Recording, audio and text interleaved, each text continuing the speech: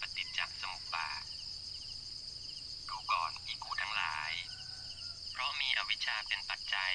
จึงมีสังขารทั้งหลายเพราะมีสังขารเป็นปัจจัยจึงมีวิญญาณเพราะมีวิญญาณเป็นปัจจัยจึงมีนามรูป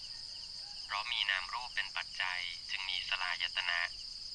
เพราะมีสลายตนะเป็นปัจจัยจึงมีผัสสะ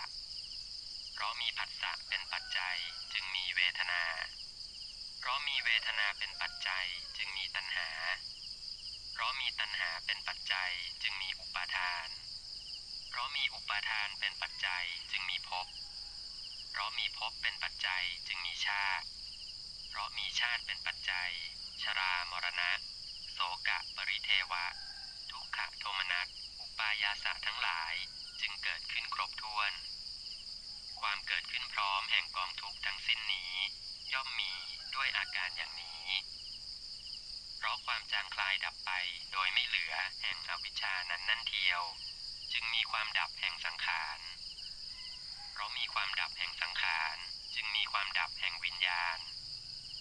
เพราะมีความดับแห่งวิญญาณจึงมีความดับแห่งนามรูปเพราะมีความดับแห่งนามรูปจึงมีความดับแห่งสลายตนะเพราะมีความดับแห่งสลายตนะจึงมีความดับแห่งผัสสะเพราะมีความดับแห่งผัสสะจึงมีความดับแห่งเวทนาเพราะมีความดับแห่งเวทนาจึงมีความดับแห่งตัณหาเพราะมีความดับแห่งตัณหาจึงมีความดับแห่งอุปาทานเพราะมีความดับแห่งอุปาทานจึงมีความดับแห่งภพเพราะมีความดับแห่งภพจึงมีความดับแห่งชาติ